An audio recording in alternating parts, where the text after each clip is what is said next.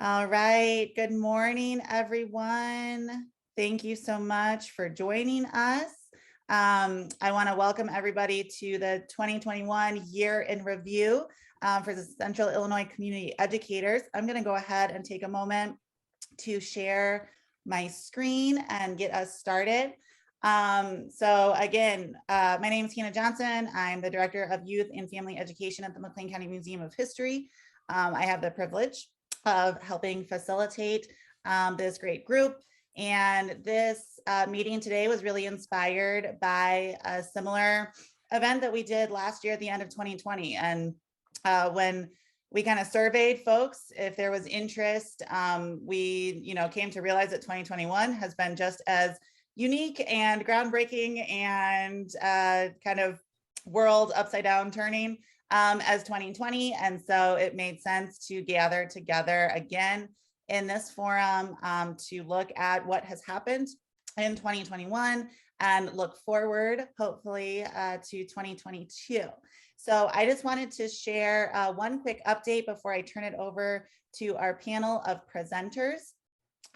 We have been for a couple of months now without a community educators website. So our former website that was so graciously put together by a team of folks, including the Illinois Art Station and U of I Extension, really leading that effort, had needed to be retired. And so officially today, our community educators website is back up. This is something that is still very much in process, but I can give you a quick preview. If you were involved with the previous website, all of your information for your various organizations is reflected here, but I'm very hopeful that this can be a website that we can grow with, at least over the next 3 years, get creative with. So what I'm also going to do once we transition to presentations is drop a link in the chat with a Google form that if your organization is not currently represented on the community educators website, that you can submit that information and we can continue to grow the website as an outlet to reach students and teachers and community members and all that good stuff. So a thank you to ROE 17 as always for linking to our website from their website and really helping foster those connections. So hopefully that's exciting news to share. And again, something that will continue to grow and evolve. So with that being said, just a really quick thank you to our presenters, Molly Allen with ROE 17, Tony Morstatter and Jenny Hall, Boys and Girls Club, Marcos Mendez with Conexiones Latinas and the BNA Latine Network, Katy Strzepek with ISU Center for Civic Engagement, Holly Ambuehl with Forefront, formerly with Illinois Partners for Human Service, Linda Foster, Dr. Carla Campbell-Jackson, Willie, Holton, Halbert, the Bloomington Normal NAACP, Doug Johnson, Kimberly Babin with McLean County Art Center and Arts Alliance Illinois, Debbie Fandrei with Illinois Association of Museums and Buffalo Grove Park District, and Jeanne Hamilton with Bloomington Public Library. So a huge morning, and I don't want to take any more of our time away from us. So I'm going to go ahead and stop my share and transition over to Molly. So thanks, everybody. Hello, everyone. Thank you for having me this morning. My name is Molly Allen from ROE 17. I'm the Assistant Regional Superintendent. I just have a brief overview. We have 9 public school districts in our county of McLean, and you can see our enrollment here. And then, we are the largest county in the land area. We do cover a large footprint, which when you think of some of our schools experiencing transportation issues, that certainly plays a part. And we do have over 2,000 certified staff members in buildings, and we have 55 public school buildings. So again, we currently have 23,000 enrolled. Our mobility is 6.25%. So that's the percentage of students who transfer in or out of the district between the first day of October and the last day of the school year. Some of our schools actually have quite high mobility, but that's the average. Our high school graduation rate is 93%. This is particularly interesting, I think about 1 in 3, so 32% of our public school students come from low-income households. So within 16 miles of each other, though, we have one district with a 9% low income and another that's 58%. So again, depending even within our county on geography, that percentage can vary widely. So we can go anywhere from 58, 24, 26, that you can see that range there. Our teacher to administrator ratios are here. So those are pretty good. We do have you can see the comparison between the state as well as our McLean County. And then professional development is a lot of what we work on. And I will say it's been an especial challenge this year, frankly. I know you've probably seen on social media or heard, we just don't have substitutes. We don't have positions filled. So we are offering hybrid classes, well-being for students in school settings, virtual PD.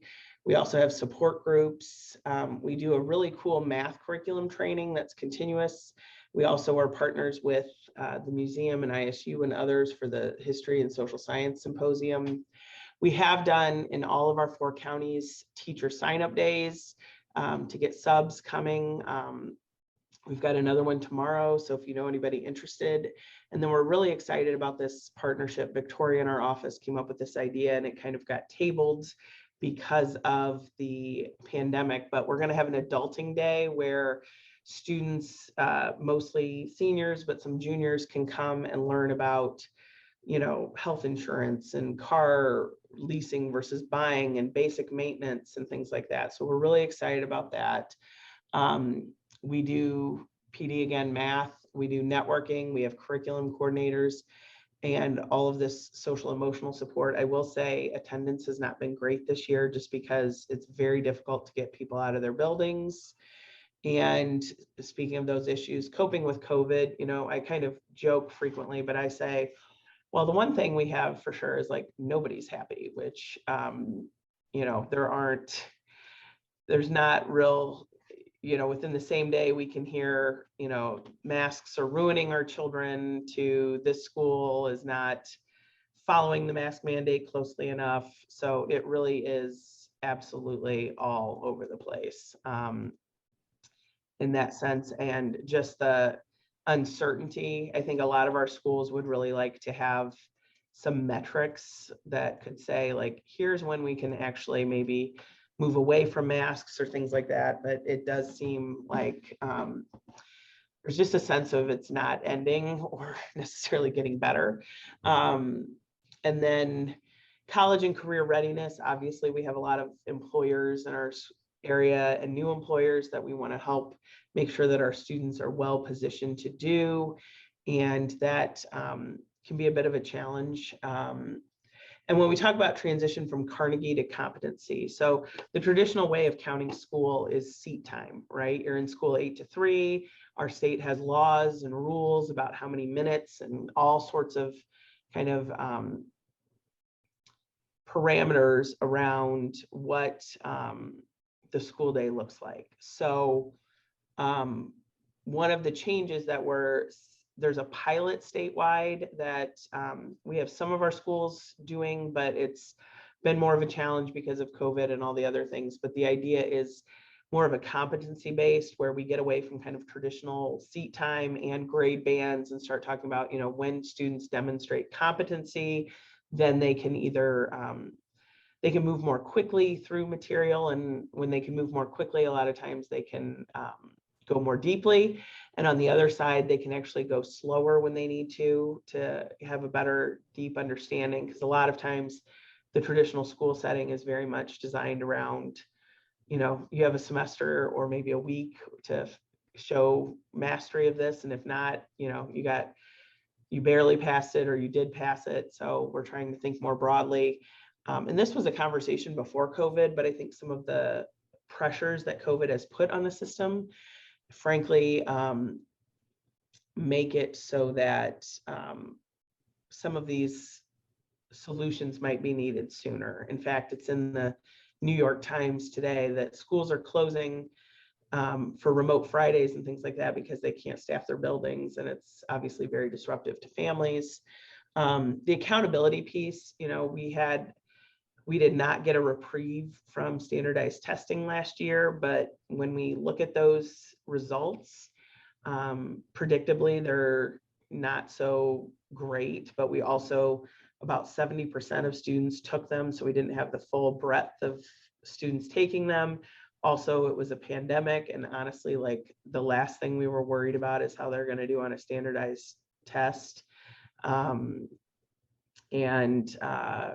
That is, but it's also disheartening, right? Because a lot of our educators, you know, worked harder than ever last year, and to not necessarily see those results, but that is a pretty narrow view as well of what success is. And, you know, we can say and see some positives from our students that aren't necessarily quantified in that same way. So, and then of course, mental health, we're hearing a lot of that, and it is very true. We're seeing, you know, we say in our business, so to speak, like Maslow before Bloom. So Maslow is the idea of, you know, you need food, shelter, clothing, you need your basic needs met. And then Bloom is Bloom's taxonomy of higher order thinking. So, you know, we know that in order for kids to do higher order thinking, they need to be engaged in, they need to be safe and healthy and fed and all those good things. And then the educator shortage, and I put this in the chat, it's the list of job bank, also like Unit 5 and 87, their open positions. And then lastly, the information for short-term subs. The educator shortage is real. We've seen it coming for a while, but it really has hit this area in ways that we didn't anticipate. We have classroom teaching positions in this area that are unfilled. And that before has been very, very rare, and it's very consistent now. We had a superintendent meeting yesterday. We have schools within the region who have teachers that are resigning at semester and not coming back. Some of them are, you know, I heard there's a middle school science teacher in one of our districts that's leaving to become a pilot instructor. So it's really happening. One of the things that we are trying to do with that is, you know, in education, we spend a lot of time giving kids experiences in STEM and STEAM and all this stuff, but we don't always promote our own profession. So we're trying to have those conversations with even middle school students and opportunities for high school students about, have you thought about being a teacher? You know, I think you'd be a really strong teacher, and opportunities there and partnering with ISU. So I know I spoke quickly there, but, you know, we do see ourselves and we do focus on being of service. So please, you know, if things come up, don't hesitate to ask. But, you know, and when we talk about shortages too, we're not just talking about substitutes and classroom teachers. We're talking about bus drivers and cafeteria workers and paraprofessionals, and that can be particularly challenging.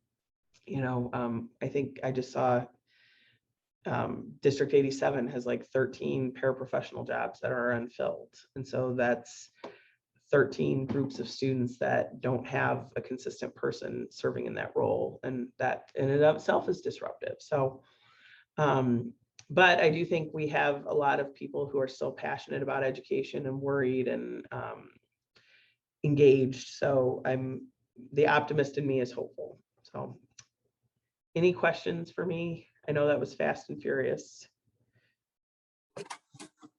Molly, this is Marcos. I just have one question. I know that we're gonna have Q&A at the end, but I'm not gonna be here, and I wanted to ask before I go. Is UHI considered in those statistics that you had shared? Are they also included in that? Yes. Okay. Perfect. Thank you, and I can ask the others later. No problem. Thank you. All right, thanks, Molly. So we can transition to Boys and Girls Club. Tony and Jenny, you can take it away. Good morning, everybody. So Hannah, thank you so much for having us and gathering the group today. So I don't want to dwell on all that we've gone through over the last year. What I want to do is I want to really take an opportunity to celebrate what we've done to overcome these challenges and to learn and grow and to become stronger for our kids and for our community. So first of all, I think one of the most important things that we need to recognize over this past year is our ability to continue to collaborate with organizations, with individuals, and many of which are on this call today. So I talk often about how blessed we are to be in the Bloomington Normal community. And really the reason why we're so blessed is because our community is generous and we're willing to take differences and set them aside for a better good, right? For the better good of our community. And thank you everybody for being part of our Bloomington Normal, our McLean County family. Without your support, without your collaborative partnership, the Boys and Girls Club wouldn't be who it is. And the kids in our community wouldn't have the resources available to them that they do. So thank you everybody for all that you do to support the Boys and Girls Club. It has been a challenging year. Our numbers have declined, but our number one priority at the club is safety. We've talked about trying to grow our club back to the numbers that we were looking at in 2019. We're just afraid that if we do that, we're not creating a safe environment for our families. And I would hate to get to a point where we have to start sending people away to make it safe again. So over the past year, with the limited number of kids that we have that we serve, or the reduced number, I should say, what we found is the positive supportive relationships that our staff build with our kids is one of the most important things that we do. Somebody that our kids can look up to, somebody that our kids can lean on, or somebody who provides our kids with the confidence and the hope that no matter what they do in life, they'll be successful, has really come out and has shown all of us how valuable that is. So as we move forward, we're going to keep our staff to member ratio to 1 to 15. So in all of our groups, we're going to have at least one staff for every 15 members. It's been valuable. It's been important for us. And many of our families, 74% of our families are from single parent households, or non-traditional homes, and whether that's, a single mother or single father, having that positive role model in their life, in addition to their loved ones, their teacher, their whoever it might be, is important for our kids' success. So we're going to continue to grow that. But looking at all that we've overcome, all that we've experienced this past year, it's not just about those that we serve. We have a team that we're responsible for, that we need to make sure that they're safe as well. Not only physically safe, but emotionally and mentally safe as well. So going back to Molly's points, and I'm sure many of us will bring it up today, the mental health, the social emotional well-being of our kids, of our club, of our culture is equally as important to the safety of our organization. So we've done, over the past year, we've taken a lot of time and brought in a plethora of resources to really focus on the overall safety of our organization, including the physical safety, the social, emotional, and mental safety of our kids, of our staff, and of our families. I've always said, if our staff can't give our kids 100%, we're not doing our best. And that's not who we want to be. So we've built this Be In, so Bloomington Normal, Be In Well program, where we're really incorporating social emotional learning, conflict resolution, behavior mental health into every aspect of what we do. As far as programs, as far as collaboration, and as far as leadership, it's important to us. Over the past year, we've also built partnerships with counseling services, and we now have a part-time counselor on site who works with our kids, in group settings as well as individual settings, or one-on-one situations. We're trying to make sure that we're breaking down that stigmatization of, if you're seeing a counselor, you must be crazy, right? I think that was the era that I grew up in. And we want to make sure that our families trust and are open to those resources for the benefit of their kids. We started 2019 or 2021 with 6 full-time employees. We've had a couple of full-time employees transition to other careers, but over the past year, we've really dedicated time and attention to strengthening our team. We now have 10 full-time employees. And as we look to grow to serve more youth in our community, that number is going to grow. We're looking to hire another full-time position to oversee our Parkside Junior High School location. So in January, we will be expanding and we'll have a 4th location serving Unit 5 junior high members out of Parkside Junior High School. So we're very blessed to be able to have that opportunity and to be able to expand our program and serve more youth in our community. And now we're looking to bring that team in. We're going to increase the number of part-time employees that we have as well to really help grow and serve more youth in our community. So it's a little bit about who we are, what we've done over the past year. I mean, I could talk forever. I know you guys don't want to hear from me all day. One thing that I will say, and I know that the community as a whole is aware that, we are embarking on a future vision for the club and the community. And we're moving forward with a comprehensive campaign to build a new Boys and Girls Club for our community. That effort, we wanted to be cautious in 2020 and make sure that we were financially stable. We were blessed in 2020, and our board unanimously approved moving into this year that we are moving forward with that future vision. We have purchased land from the city of Bloomington at Sunnyside Park, and we're in the process of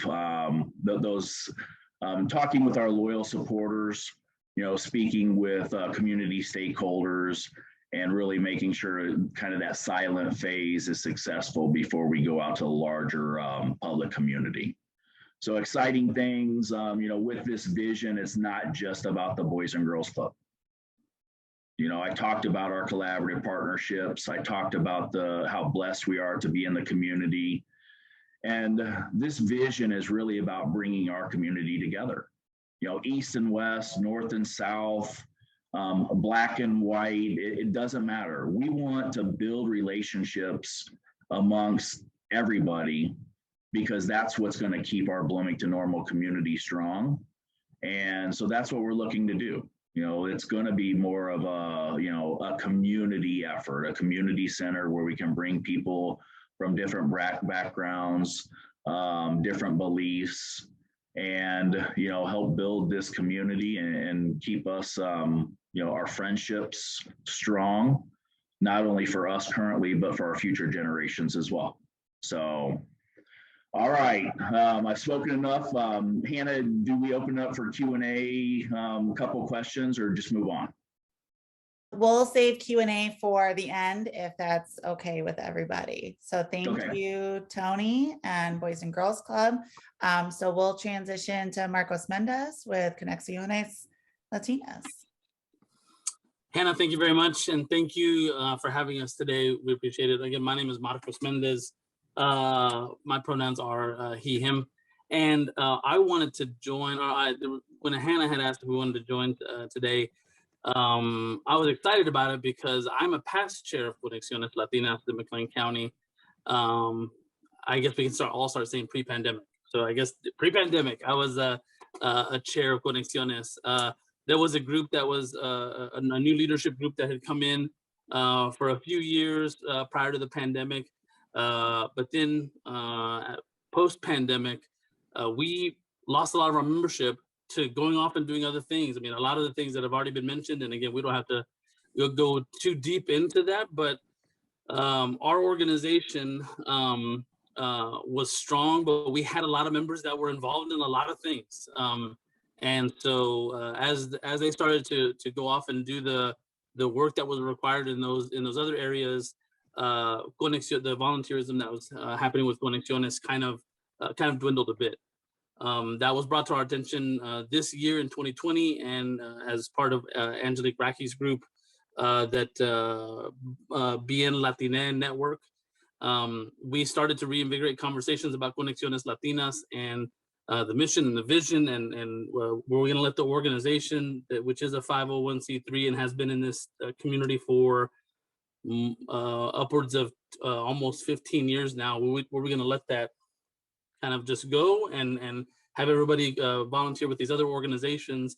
And as we had further conversations, we had realized that Conexiones Latinas de McLean County has had a strong history and is part of the history of not only the Latino and the Latinx community here in Bloomington Normal, but also other organizations that we've partnered with. Several years ago, we started Ballet Folklorico de McLean County. That's a traditional Mexican folkloric dance group that, again, since we had an instructor, you can probably understand this, but there's not a whole lot of Ballet Folklorico instructors in and around the area. There was only a select few, and unfortunately, they've either moved out of town or they've moved on to other projects. But that was an important piece to the things that we were doing in the community. We have a reading program that I think that we were connecting with the library to have a reading program, a bilingual reading program. We had book drives. We partnered with Dia de los Muertos, with the Children's Discovery Museum and the McLean County History Museum. So there was a lot of history there. And we didn't want that just to go by the wayside. We wanted to help invigorate this group and then get back into the community that has known us for so long. And so the organization, so it's called Conexiones Latinas de McLean County. Specifically, obviously, the Conexiones piece, that's what everybody knows us as. They say, oh, Conexiones. That means connections. And that is at the core of who we are as an organization, and has always been who we are as an organization. It started off as a Hispanic Families Work Group, I think back maybe in 2000, 2005, back in the beginning of 2000. And what we've been able to do since then is kind of grow and transition into what this community needs, and partnering with organizations, making those connections and making those strong bonds with community members. And I know a lot of folks on this call, and I know that a lot of you have been involved in a lot of the work that we have done from Conexiones, and we've partnered with a lot of folks in this community to ensure that that our Latinx families are involved in art, in music, in community events, in all of the education pieces that are happening within the community. And so the reason that I'm here today is to seek more folks to get involved with the work that we do. I think recently there was some conversation about, do you have to be Latino or Latinx to be involved in the work that Conexiones is doing? And absolutely not. We're looking for everyone that's part of the community to come in and make an important, serve an important role on the board, or on, whether just a volunteer or whether you're on the board. But we are currently looking for board members. I'm currently a board member. Kind of as we go through this transition phase from the previous leadership group, and Robert Garcia is also a leader for Conexiones. He's a co-chair along with me as we kind of transition into what the next phase of Conexiones is going to look like. So the folks that we bring on board, point forward, we're going to be looking for folks to help review the mission, reinvigorate the mission, reinvigorate the vision that we have, and maybe even redefine it a little bit. The world has changed, as we all know. Things have changed. Things that were happening a year and a half, 2 years ago, just aren't going to work now. And we've all realized that. We realize that as a leadership group, and as volunteers, that there are certain things that we need to review and figure out how they're going to work moving forward. So again, I would, to this group, if you are interested in joining Conexiones Latinas de McLean County, please reach out to me directly. We need everything from folks to work websites. We do have a website.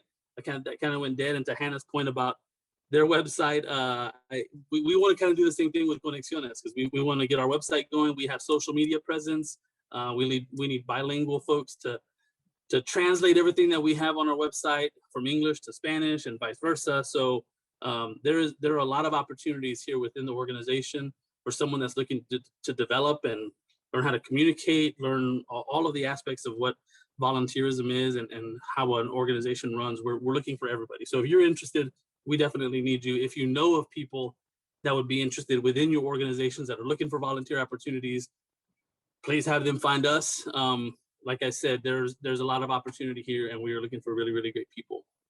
So with that is what I want to leave you with is we are happy to be involved in all of the aspects of learning and community education in this community. We have a history of that already leading up to this point, and we want to continue that. And we need a group to come together to help us, transition into this post-pandemic world and redefine that, or review and redefine, if they feel fit, the mission and the vision of the organization. So again, we're looking for all folks, and I hope that you or someone that you know can join us. Thank you very much. So Katy is already ready with us with the Center for Civic Engagement at ISU.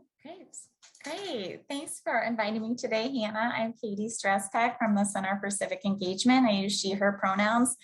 I would describe this as a year of contradictions, and I'm just going to set my timer because I get excited and I don't want to talk for too long. So excuse me for 1 second while I start my timer here. But so we started the year with a conference on civic engagement in extraordinary times.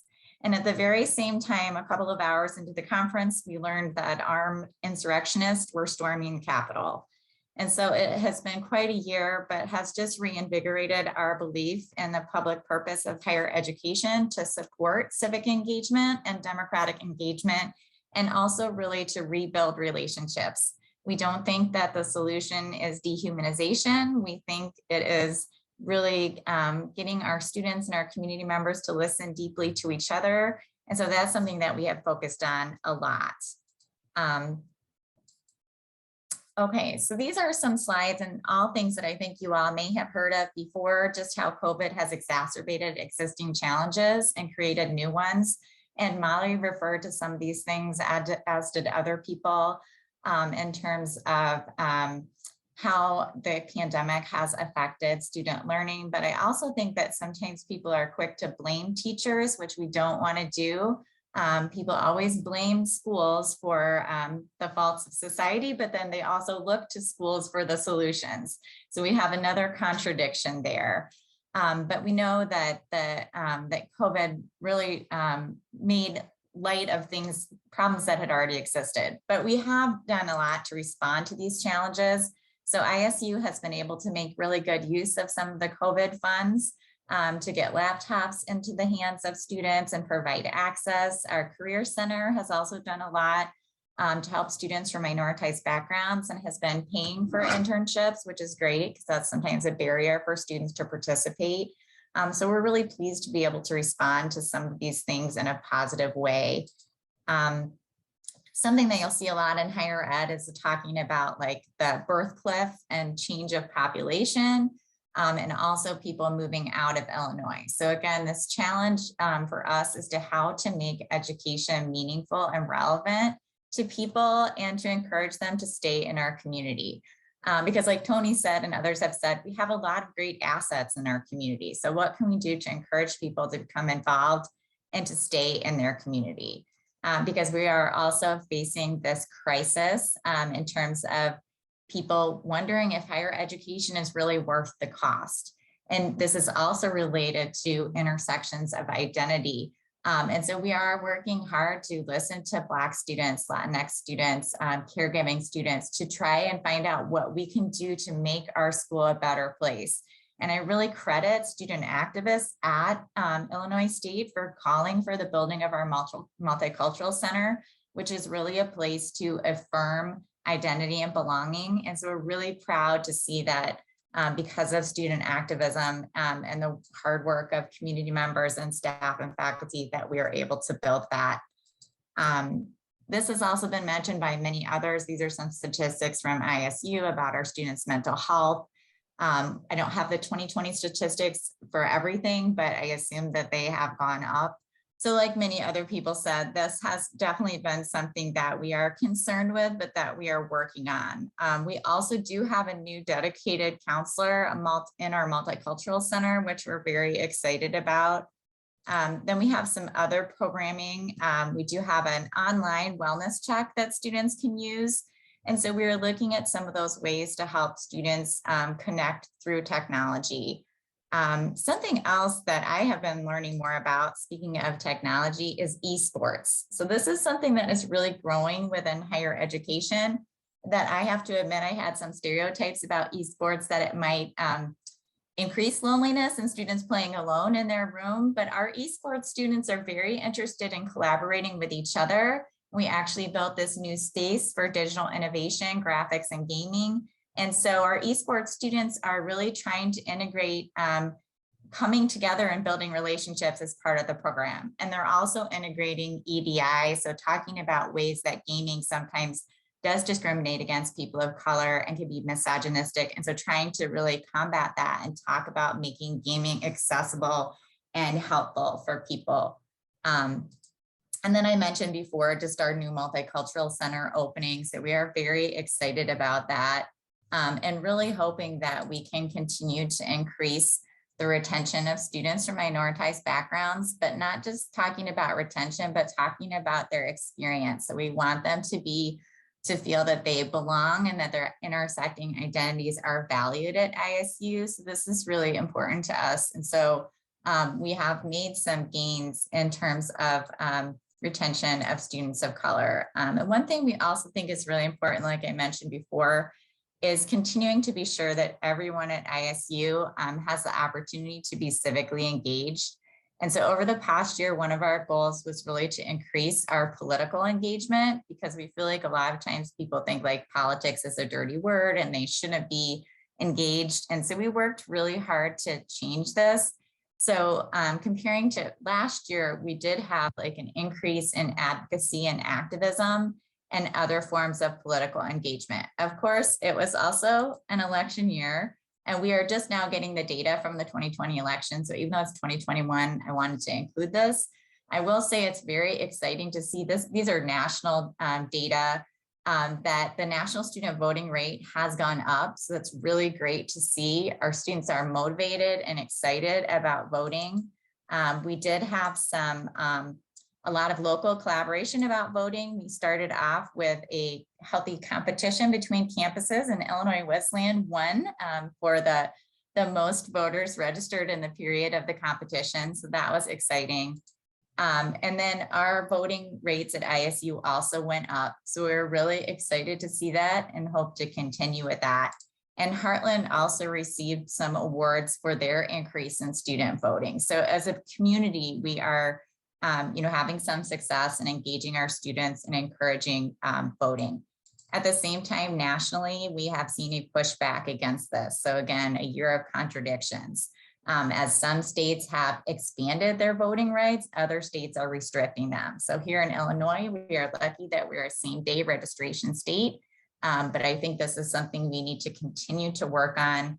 And we would love to see the Bone Student Center be a universal polling place. The other thing we've been working on is just speaking about difficult conversations. And so we think it's really important, again, like I said before, not to dehumanize, but to build relationships. And one thing we've been focusing on is deliberative dialogue, so community conversations about difficult topics. And we've also done a theme-based Wicked Problems series. And I think Holly's on this call and helped us with our health equity series. And had a bunch of programming on that. So we're really interested in continuing to build these relationships and really making civic engagement an integral part of the student experience. And one thing I really want to highlight is just the relational piece. I think like Tony and others have said, we think that the way that we can help students in all ways and help our staff is through this relationship building and collaboration. And I wanted to say, we are definitely collaborating. So Tony, we actually have gifts here for the Boys and Girls Club. And so it's just exciting for me to see all of you here on this call and all the ways that we can collaborate. Rose asks, does the Multicultural Center support or have programming for local high schools? So definitely there are some ways that we could that local high schools could partner. Oh, there's my timer, sorry. Could partner with the Multicultural Center. Since the center is new right now, we're mostly focused on our ISU students, but there are certainly ways that students can come here and do a tour. And our center also has programming for like local high school students. So there are a lot of ways that we could help you partner with other groups across the campus. Thank you, Katy, ISU Center for Civic Engagement, to Holly Ambuehl with Forefront, an exciting new venture for our friend Holly. Hi, everybody. Thanks, Hannah.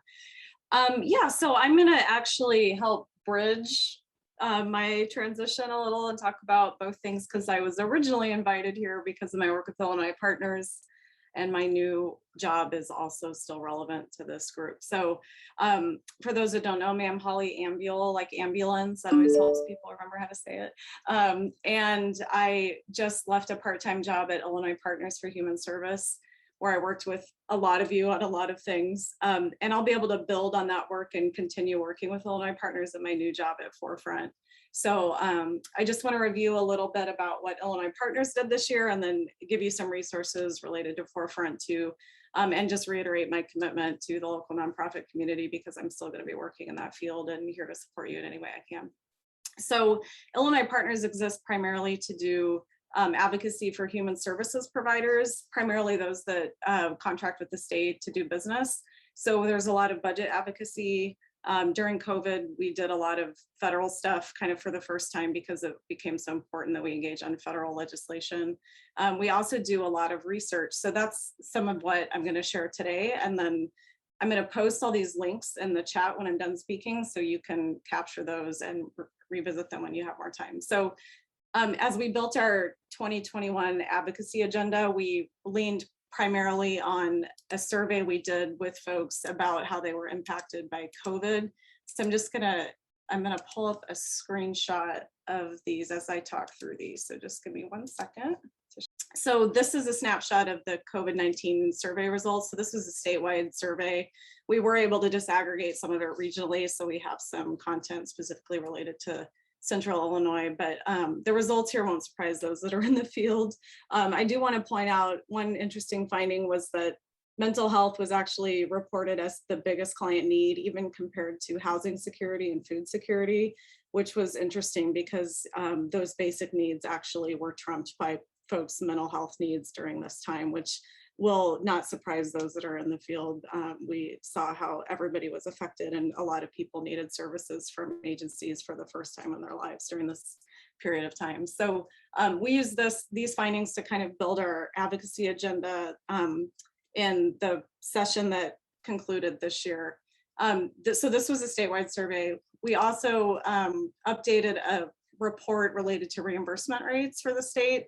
So this helps inform the budget recommendations where we look at specific service areas like child welfare, childcare, and so on, developmental disabilities, and compare the true cost of providing those services, including inflation over time, to what the state actually reimburses for those services, and measure that gap. So then policymakers can understand what they would actually need to do to rates in order to cover the true cost. And those of you in the field and the provider field know these things too well, unfortunately. So we know that there's a huge gap and the system is heavily underfunded. And so then folks have to lean on grants and fundraising to meet those gaps, which can be very sizable. It's a big burden. So this helps policymakers understand where they should prioritize spending. This again was statewide. Locally, this was exciting.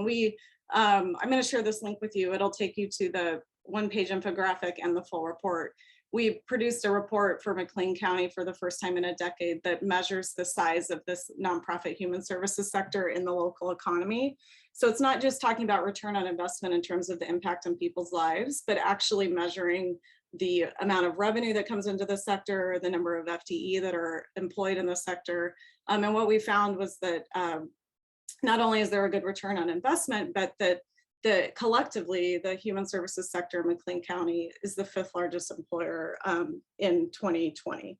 And that the economic impact is almost $250 million. So they're a huge part of the economy. They provide jobs, and their employees then spend money in the local economy. So they're actually giving, and contributing to the local economy. So I was able to present these findings to a couple nonprofit boards, and I was invited to present it to the Sunrise Rotary.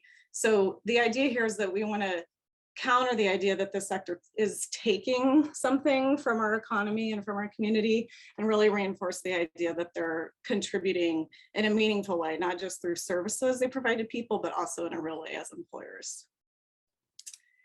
So finally, we updated or produced a really significant statewide report just before I left, and we had a meeting at Tony's Club and presented these findings that some of you were at. So what we did here was study the workforce within the human services sector. It's really like a crisis inflection point, which is true also of other sectors during this time. But with human services, there's a connotation that bears on public safety almost when we have the kind of gaps we have in our workforce. And you guys understand that, I'm sure. So this is a report I would encourage you to look at. It's newer. If you haven't seen it, you can find it. I'm going to post the link and spend some time with it, because I think it's really important that we have to work on this at the systems level. And find solutions, and human service employers need to have a seat at the table with other business leaders when they're working on workforce issues, because we're experiencing a crisis. So just today is my 3rd day at my new job. So I wanted to honor the commitment I made to be here today, and I want to also share some resources related to Forefront with you. So in my new job at Forefront, I'm going to actually still work with my former executive director at Illinois Partners for Human Service, Lauren Wright. She sits on the policy committee that I'm going to be staffing at Forefront. And I think Lisa, my new boss, might be on the call today because she wanted to come learn and see you, but she also knows Doug Johnson, I believe. Doug, I don't know if you guys have already. She was all excited when she saw your name. So, oh, I haven't seen Doug forever. So if you guys need help reconnecting, let me know, and I'd be happy to do that. So the seat that Illinois Partners had on Katy's community advisory board will still be held by someone at Illinois Partners. So I'm working on that transition. And once the Illinois Partners decides what to do about restaffing my role, I'm not sure how that's going to look yet. I'll share that with my network here. And I would encourage you guys to also check out the resources I'm going to post about Forefront, because I think you'll be, if you're not familiar with it, you'll be interested in Forefront's work as well. So Forefront is a bigger membership organization. It's more of a pure membership model than Illinois Partners was, and they serve the whole nonprofit community. So not just human services, but also includes arts organizations. And they also have funders that are members. So my work in public policy there will be to advocate on behalf of the needs, like federal and state tax policy and budget policy around how funders and nonprofits are treated in the economy. But we're also going to need to build a policy agenda that's built more directly on racial equity. So we're going to be working on that. So if you have ideas about how to do that, I'd encourage you to share it with me as I move forward. So I'll post my information for you in the chat. And I know the recorded version will capture those links, so you can go back to them then. Thank you so much for having me. Thank you, Holly, for making time in this busy transition for you. And thank you, Lisa. Shout out to letting Holly be with us this morning. So speaking of Doug Johnson, we're going to transition right to Doug and Kimberly with McLean County Arts Center and Illinois Arts Alliance. So thank you again, Holly, and take it away, Doug. All right, well, thank you so much. It's a pleasure to be here and to see everyone's smiling faces on this bitterly cold day. We've been real busy at the McLean County Arts Center. We've continued with our education programming and our outreach, and we've been able to partner with some great folks like Illinois Art Station with our Sugar Creek Arts Festival. The Sugar Creek Arts Festival, as most people know, was moved into the fall because of COVID concerns and scheduling. And 2 years running, we've been the community's #1 community event for the Pantograph Readers Poll. And we had a lot of great response to having the event in the cooler weather, even though it was unseasonably warm in October.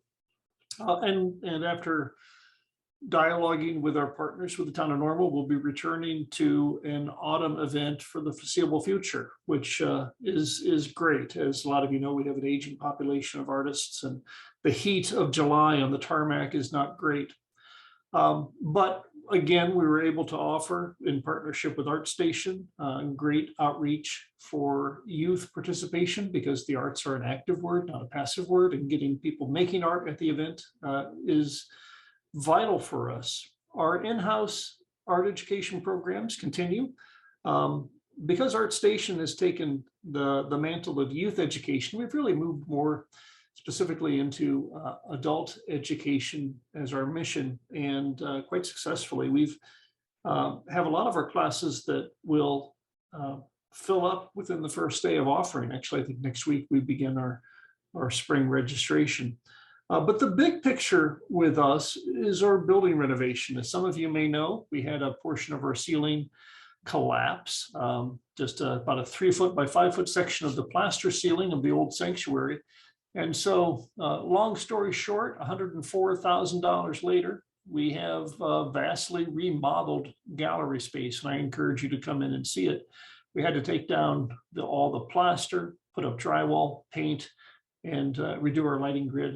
And why we're doing that, why not redo the floors? So I encourage everyone to come in and see that. With my Arts Alliance hat, I'll let you know that 2 years ago, I was with a team of folks that went down to Springfield, and we pushed through a support for a $56 million capital bill in support of the arts.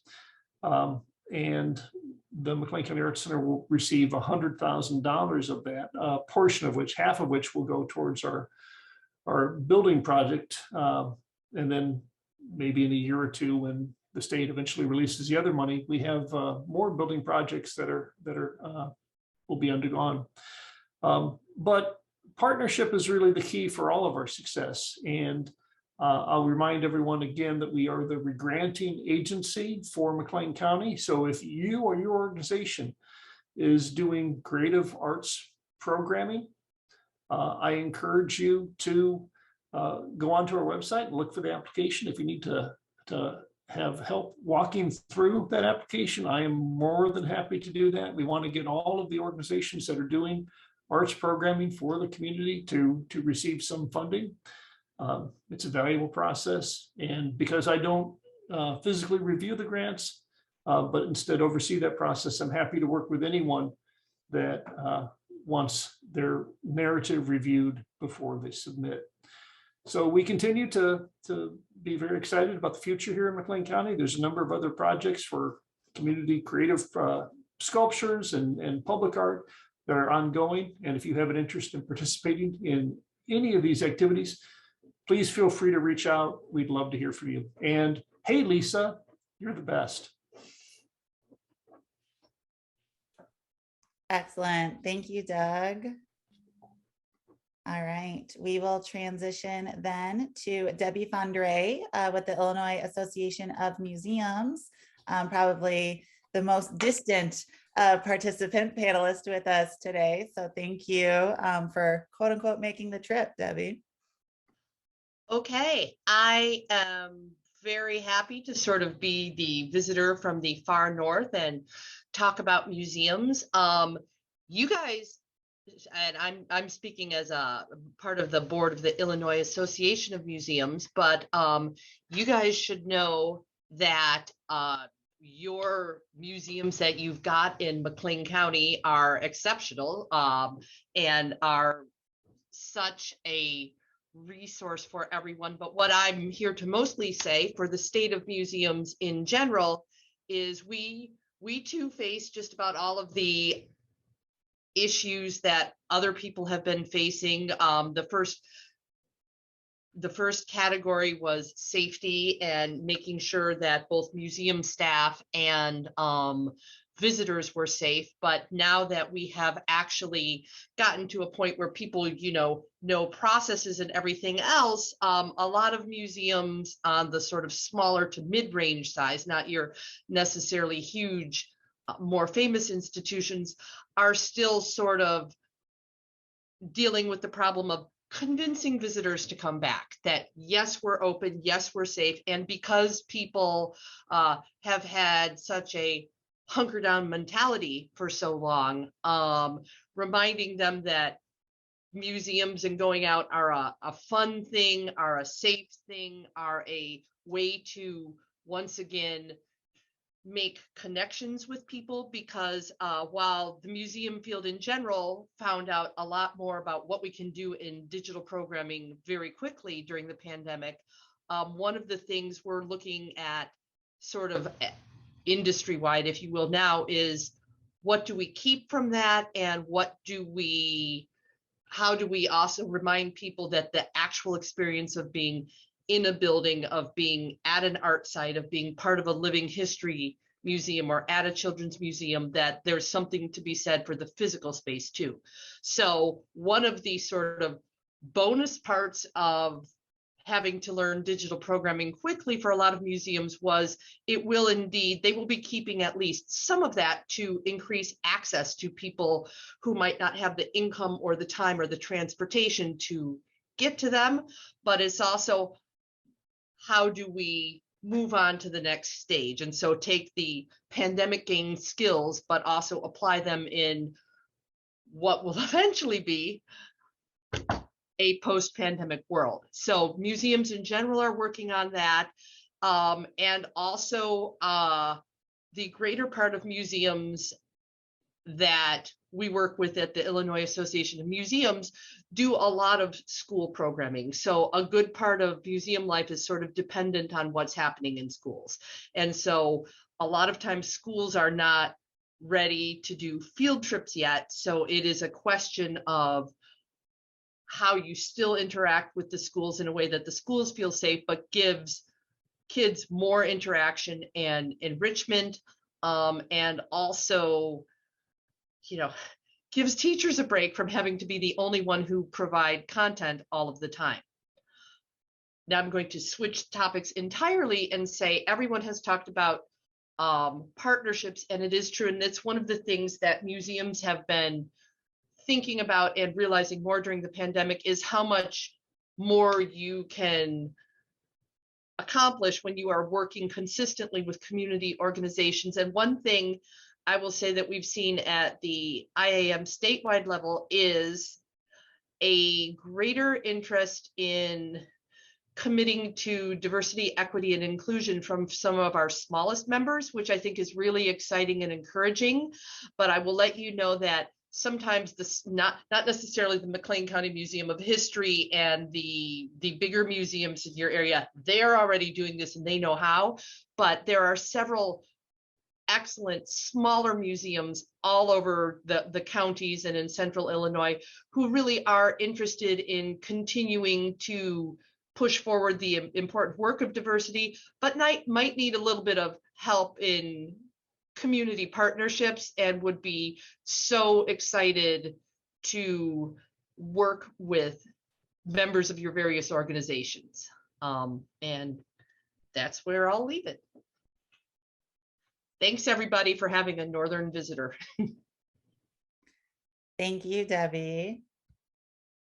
All right, we'll transition to Jeanne Hamilton with Bloomington Public Library. And on behalf of all local libraries in the region. Yes, so I am also, in addition to being the Bloomington Public Library Director, I am the current Illinois Library Association President. And then I've also gotten input from Normal, so hopefully I'll be speaking on behalf of them as well. But really, we're seeing nationwide for libraries kind of three major stresses. Just like everyone else, we are dealing with the pandemic recovery and response. And I'll speak a little bit more on our local efforts to that later. We also are receiving a lot of book challenges right now. And so we're defending the freedom to read. So in recent months, a few organizations have advanced the proposition that the voices of the marginalized have no place on library shelves. And so they've launched campaigns nationwide demanding censorship of books and resources that mirror the lives of those who are gay, queer, transgender, or tell stories of people that are Black, Indigenous, or persons of color, and often falsely claiming that these works are subversive, immoral, or worse. And these groups induce elected and non-elected officials to abandon constitutional principles, ignore the rule of law, and disregard individual rights to promote government censorship of library collections. Libraries really do manifest the promises of the First Amendment by making available the widest possible ranges of viewpoints, opinions, and ideas, so that every person has the opportunity to freely read and consider information and ideas, regardless of their content, the viewpoint of the author, or even library staff's personal opinions on the materials. This picture is a good example of a library who went through some of their teen shelves and showed what it would look like. So the picture on the far left is what the shelf started at, and then the picture in the middle is what it looked like after they removed all the books that contain profanity, teen drinking, religious content, racism, magic, abuse, sexual content, and more. And then you'll see all those books on the floor there. So taking away those books, they also removed examples of friendship, love, courage, a lot of things that, that we need to be able to access in our libraries. And then we also are, of course, I'm sure everyone here is very familiar with this, but funding is also always a concern for libraries. So the Illinois Library Association does try to help support the libraries throughout the state. And some of the things that they're doing this year to help with funding pressures and pandemic recovery are a couple legislative efforts. So one is to introduce to the state a idea or a proposal to fund broadband access in Illinois libraries. So a program like this is already offered to all public K-12 schools in the state. And so the state provides the funds for broadband access if the school wants to work with this program. And this effort, if we were able to extend that to public libraries, it would increase internet speeds for many rural libraries and would free up funds for libraries that currently spend a considerable portion of their budget just to provide internet access in their buildings. And then we're also working on legislation that would ensure fair ebook pricing for libraries. Many publishers enforce time and usage limits on e-materials and charge libraries much higher prices for ebooks than those that are charged to the average consumers. These practices discriminate against libraries and threaten equitable access to information and harm library patrons. So then coming more on the local level, so in the pandemic, the libraries pivoted very quickly like everyone else did. Both of our libraries, Bloomington and Normal, quickly switched to curbside service. And over the pandemic, we've now checked out over 75,000 items at Bloomington alone via our curbside service. And we have also offered a text and take service, which is kind of like curbside service via our bookmobile. We also, both libraries offer Wi-Fi hotspots, and early on, this is really crucial for people who were wanting to do schoolwork and didn't have internet access at home, and also how they would work with their jobs remotely. And we also have made the library parking lot have Wi-Fi available 24 hours a day. And we definitely do see people in the parking lot taking tests or doing Zoom calls for their jobs. And then we increased our online resources, making the library really available 24 hours a day and promoting that throughout the community. We increased our checkout limits for downloadable books. In Bloomington, we saw a 23% increase in our downloadable book use. Both libraries also offer browser packs. So these are packs that people can fill out a form and ask for a pack of materials on a certain topic or a certain subject that we actually pick for them. Normal has filled 1,128 of these so far. And one patron said, we just got our browser pack yesterday and it is perfect. I never know what to grab since it's been so long since I was little, and a lot of new books have come out since I was a kid. My kid was always too distracted by the toys and activities when we were there to help me pick out the books. This is a super helpful service. We also very quickly pivoted to virtual programming and have offered a lot of different options there. Normal has been able to add 2 full-time programming staff positions, which has had a huge impact in what they've been able to offer. This has been really neat too. We've seen people that participate particularly in our book clubs that maybe they were snowbirds and they didn't get to participate when they went away at a warmer weather during the winter months, and now they can stay connected all year round with the people here. We also have a Spanish book club that was mentioned earlier, and we had someone join us from Mexico City. They just found the book club online. So we're really broadening the connections to more than just locally. And then we've done a lot of take and make packs for both kids and teens. People are really loving creative programming right now, both passive and in person. And both libraries have secured several exciting grants. So Bloomington secured a $500 PPE reimbursement grant. Normal was awarded a state live and learn grant to update bathrooms to be fully accessible. And both Bloomington and Normal received a workforce development grant from the state. And this will provide workforce development training courses. Normal will circulate Chromebooks and hotspots, and also introduce some standalone study room style pods in their building. And Bloomington's will be a workforce development training series and more circulating hotspots as well.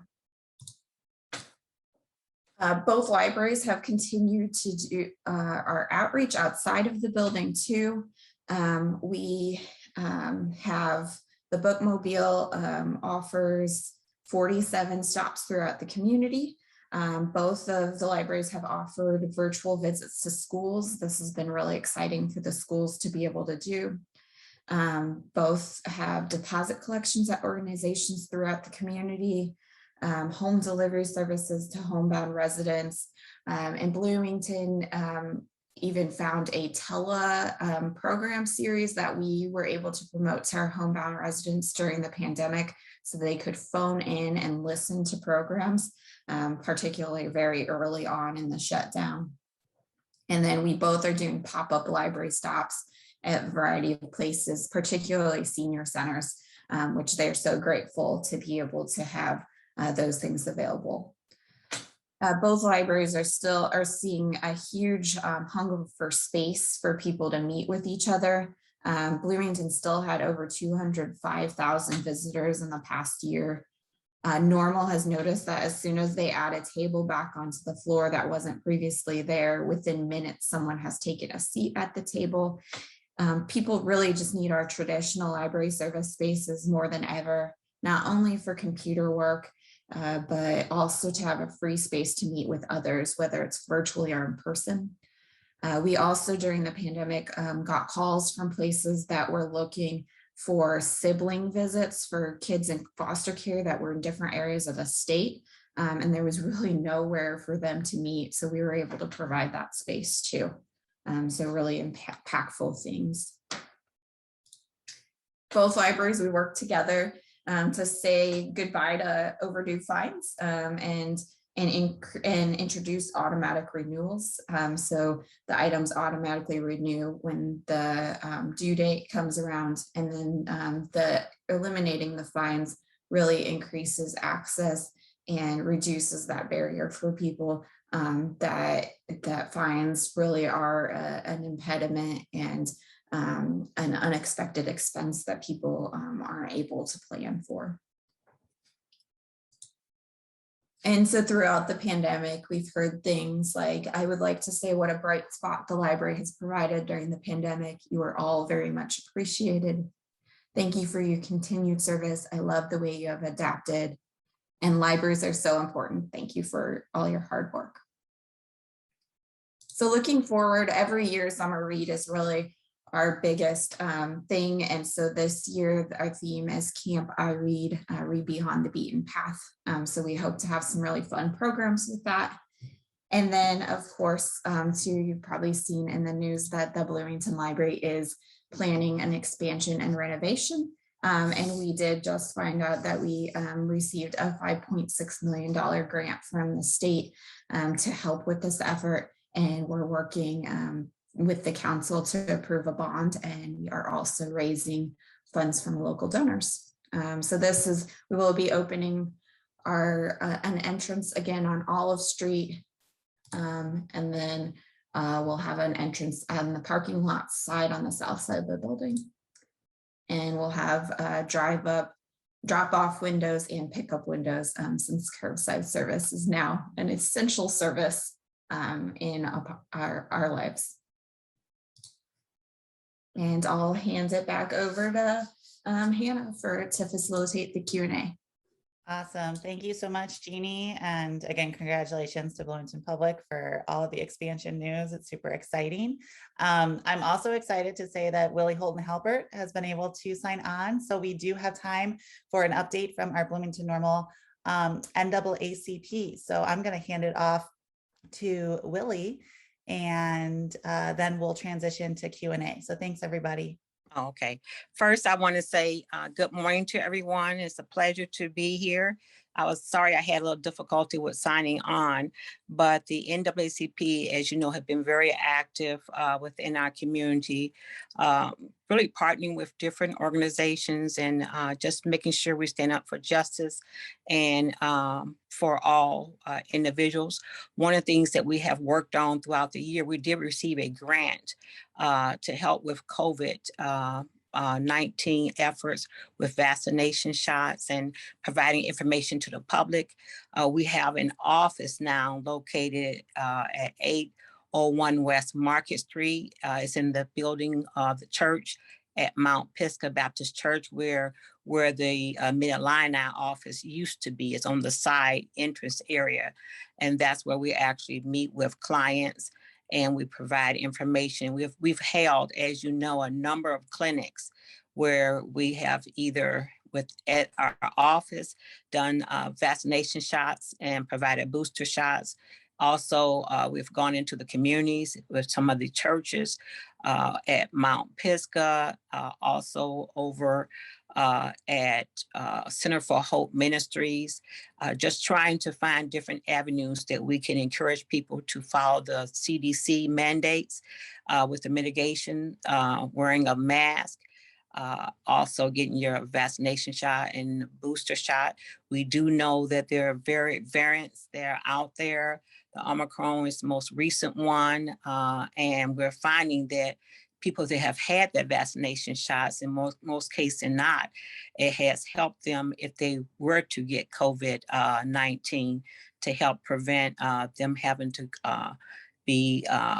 have serious illness with the complications. We do know that sometimes there have been rare cases where there were other complications involved that there have been loss of life, but in overall, over 90% is just so important that we really encourage people to get their vaccination shot, number one, and then number two, their booster shot, and then encourage children who are within the age range to get their vaccination shot. So we have really trying to be very proactive on providing this communication to others.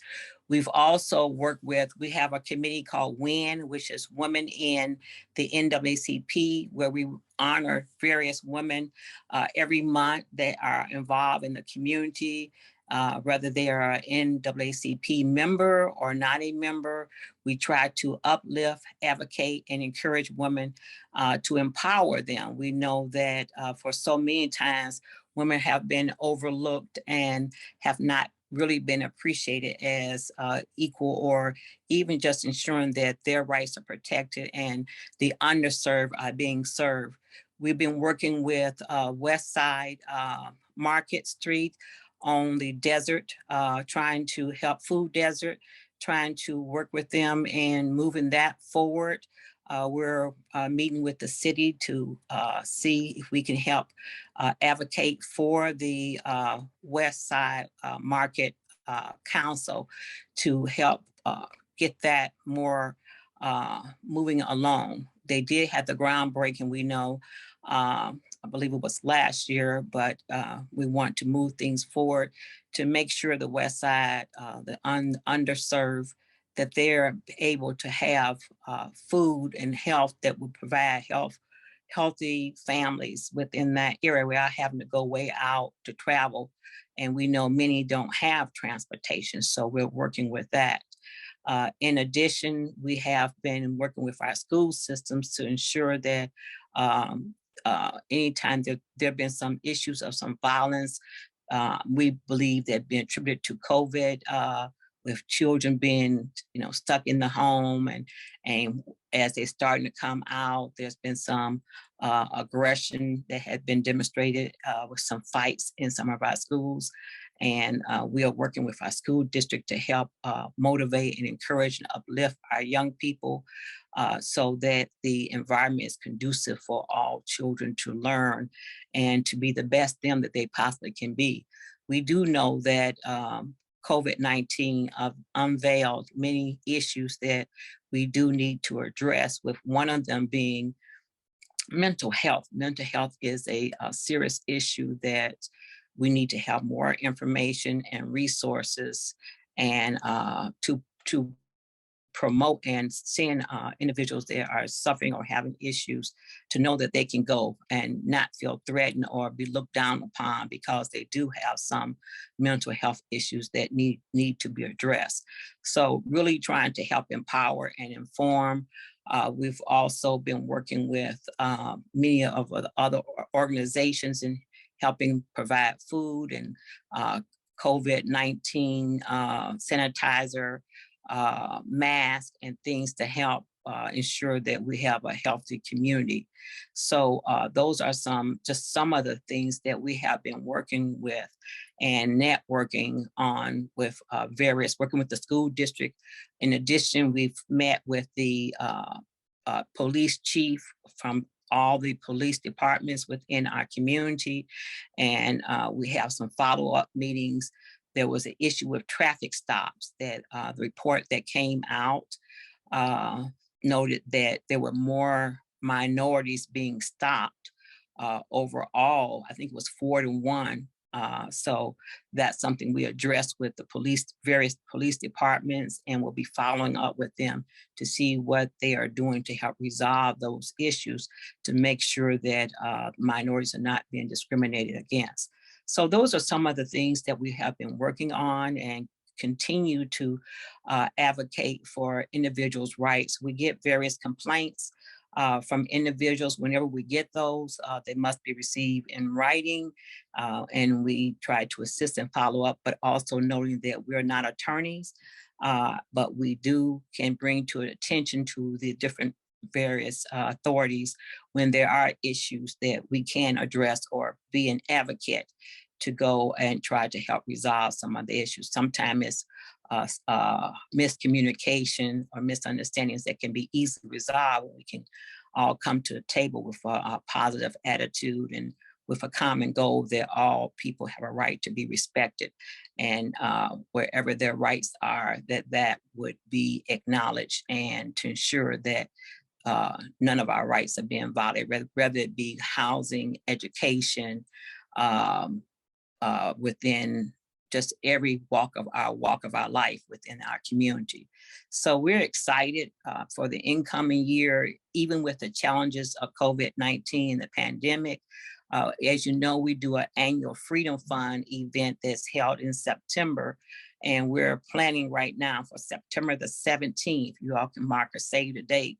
We plan to do an event, and hopefully, if everything works well, we hope to have a live, in past couple of years, we've been doing virtual Freedom Fund events that's been very successful, but we're looking forward to actually hosting that at the Park Regency Hotel. So more information will be forthcoming. We do have our speaker already, which is Bishop Larry Taylor, who is well respected within the community, has done advocacy throughout, not only within our community, but in other countries, the Dominican Republicans, particularly. He's helped build churches and have worked with the people within that region. So that country, should I say.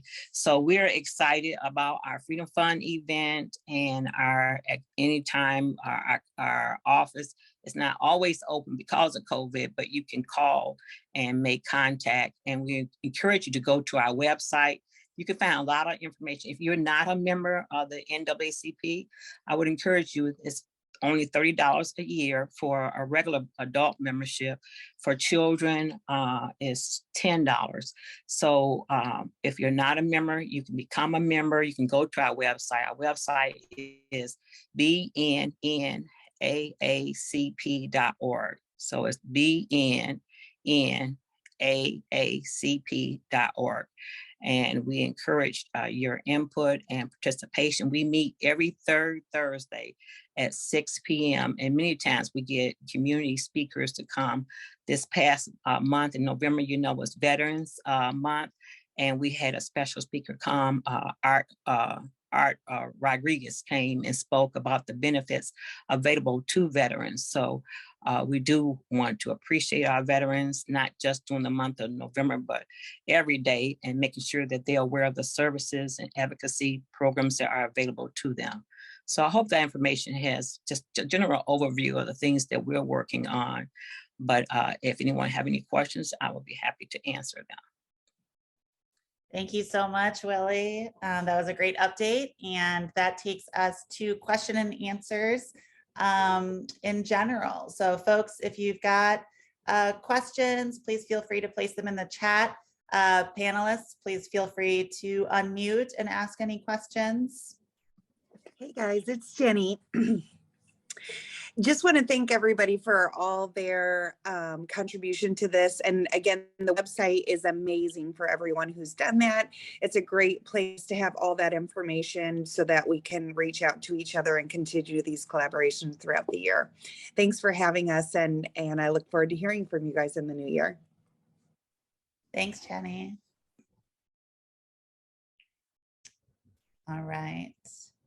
Not seeing any immediate questions, which means we were quite thorough with our presentations, but lots of good sentiments shared in the chat. As a reminder, I will send a follow-up email with today's recording with all of the links and information shared in today's chat, and contact information for our various panelists. So we'll go ahead and wrap the meeting today with a reminder of the mission of the Central Illinois Community Educators Group, which is to inspire and support collaboration among community partners to leverage resources and better serve Central Illinois learners and educators. So I think today's meeting hopefully demonstrated the amazing work and reach that this group has, and the potential for continued growth and impact. So thank you, everybody. Happy end to 2021, and hopefully a great and productive and healthy 2022. So we will see you around, everybody. Thank you.